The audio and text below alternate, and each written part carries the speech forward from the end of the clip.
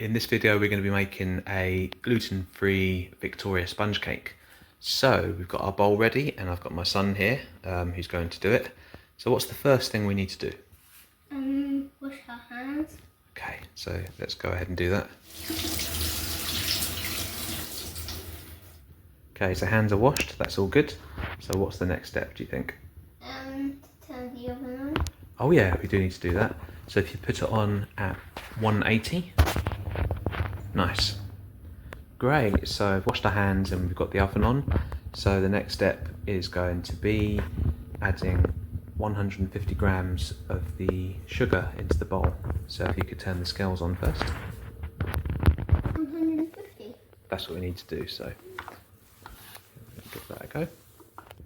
Right, now we've got the sugar in, the next thing is to add butter. So we need 200 grams. Fantastic. Let's see if we can get it to 200. Excellent.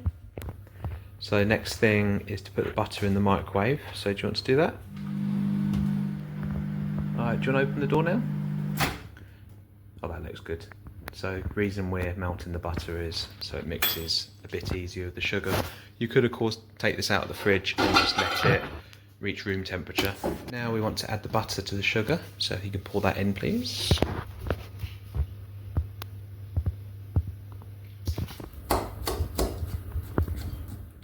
Next we need to add 4 eggs. There's 1.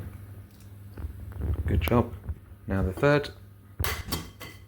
Now the 4th. Okay, so a little bonus tip here. Managed to crack a little bit of eggshell into it. So the best way to get the eggshell out is to use an eggshell. So if you want to just spoon it in like that. Oh, great job, first time. Okay, that looks about right, so if you want to stop. Now we want to add 200 grams of flour. So we've got another bag here. I don't think this would be 200, but let's just add it in anyway and see what we get up to. Okay, nice. I think that is looking pretty good. We don't want to overwork the mixture. Right, so if you can put one of those cases into the first tin. So we can line it so it doesn't stick. And the second one. Okay, so what I tend to do is fill up one of these spoons, let it drip, and then we just pour it into the middle. And then we alternate between the next one. So do this, this goes to that, and then this into that. And so on and so forth until they're filled up. Okay, so using this spatula is quite good to get the last of the mixture out. Yeah, if you could, thanks mate. And then we just want to basically just pour it in. You able to? Careful now. Don't want to get it on your hand or anything. Yeah, you got some on my hand, but that's fine. Whoa! You're gonna get my hand. How does that feel? That feels nice and soft. Right, so both cakes are in the oven. So if you want to put the timer on for 20 minutes, that's how long we want. 20 minutes, okay. No, it's the next one, mate. Oh. You just change the time. And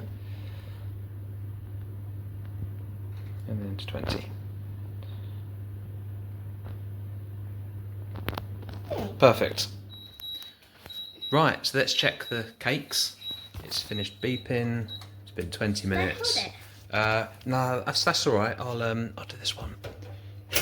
I just won't let the steam get it this time. Like last time.